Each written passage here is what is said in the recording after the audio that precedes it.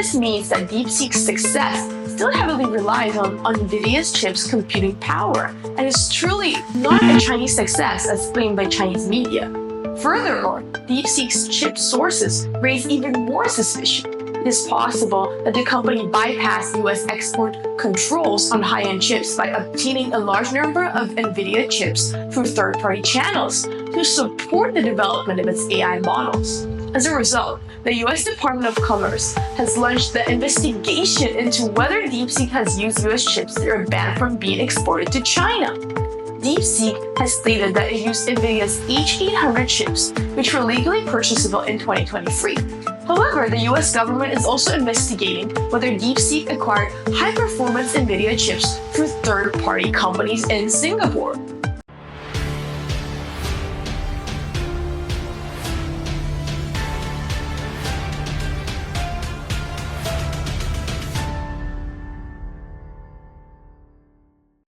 Hello and welcome back to Oh My God. Today we're going to talk about a global shockwave, DeepSeek. On January 10th, 2025, the Chinese AI company DeepSeek launched a free chatbot application based on its R1 model. This application is available on both iOS and Android platforms. As of January 27th, it surpassed ChatGPT in downloads on the US iOS App Store, becoming the most popular free app. DeepSeek's chatbot not only answers questions and solves logical problems like ChatGPT, but it can also assist in writing computer code. It is said to perform just as well as other leading chatbots on the market. The most shocking part is that according to DeepSeek, training their V3 model required only about 2,000 NVIDIA H800 series GPUs, took 55 days, and cost a total of just $5.58 million. The H800 is a special version of NVIDIA's chips designated specifically for the Chinese market to comply with US export restrictions. $5.58 million is only 1/10 of what US tech giant Meta spent developing its latest AI technology.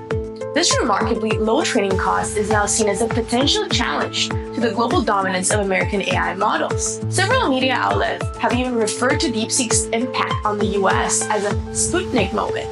Even President Trump stated that DeepSeek has sounded the alarm for the American AI industry. The release of DeepSeek AI from a Chinese company should be a wake-up call for our industries. DeepSeek's success has shaken the global tech stock market, causing some to panic. People are now realizing that AI training may not be as expensive or as reliant on high-end chips as previously thought.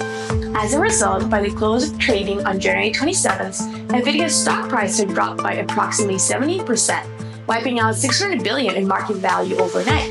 Other tech giants, including Broad.com, Microsoft, Alphabet, and Dutch chip equipment manufacturer ASML, also saw their stock prices decline. By January 28th, the global market value lost across the global AI and computer hardware companies had reached approximately $1 trillion.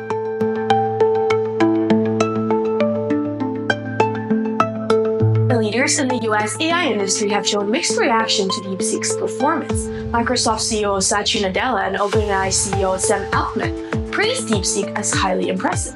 However, Elon Musk, who was invited to join the administration, expressed doubts about its performance and sustainability. Meanwhile, several companies, including Amazon Web Services, Toyota, and Stripe, are exploring ways to integrate the model into their projects. DeepSeek's founder, Yang Wenfeng, has been dubbed China's Sam Altman by CNN, recognizing him as a pioneer in the country's AI development. Several Chinese media outlets have published extensive praise for DeepSeek, calling it a national asset. Even Chinese Premier Li Qiang invited Yang Wenfeng to participate in an expert symposium, asking him to provide opinions and suggestions for the 2024 government work report, which is a draft for public consultation. It is widely believed that DeepSeek's training achievements, despite its limited resources, demonstrate the futility of US sanctions on China's AI development, including restrictions on the export of advanced AI chips to China. But is that really the case? Quickly, DeepSeek's achievements came under scrutiny, and waves of examinations followed. The first shot was fired by the semiconductor research firm SemiAnalysis. The report pointed out that DeepSeek had actually used Hopper architecture NVIDIA chips, including 10,000 units of H800, 10,000 units of H100, and even the China-specific H20 version. The total capital expenditure was estimated to exceed $1.6 billion, with over $500 million spent solely on the GPUs. And the $6 billion cost mentioned by DeepSeek only accounts for the GPU expenses during the pre-training run.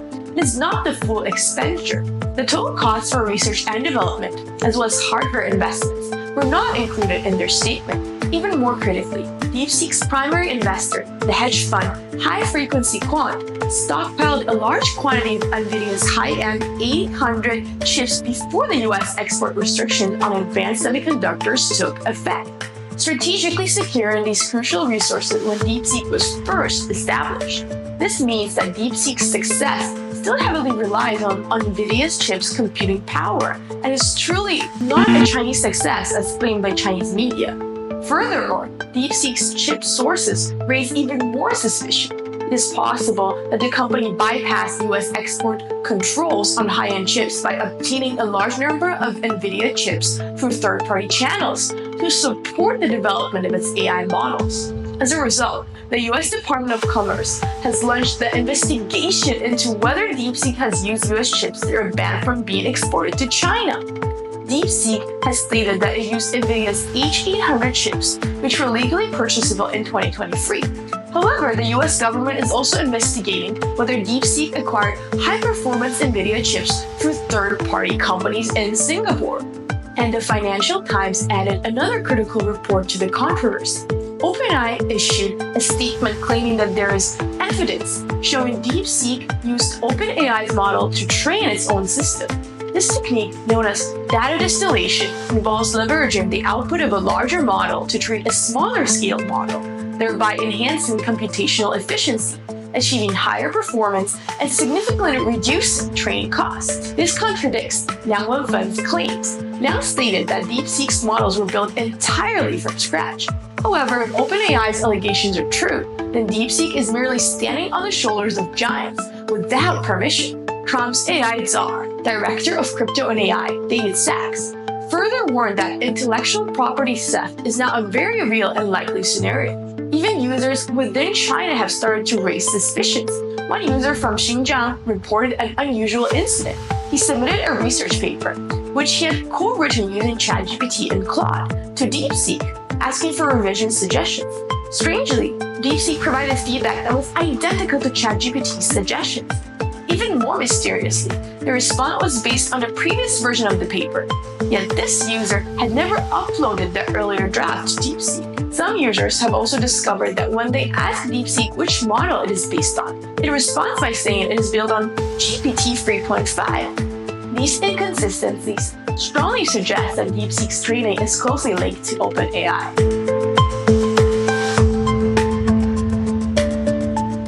Facing DeepSeek's so-called open source disruption, OpenAI co-founder Sam Altman admitted that OpenAI had chosen the wrong path in its open source strategy. However, whether DeepSeek's truly open source remains highly questionable. It is generally believed that to qualify as open source, a project must not only make its existing model available online, but also provide complete source code, training data, and technical details. Even the dataset used during training should be included. However, the R1 model released by DeepSeek only allows users to adjust its weights and has merely published a research paper detailing its training methodology. Therefore, whether DeepSeek can truly be considered fully open source remains to be tested by the market.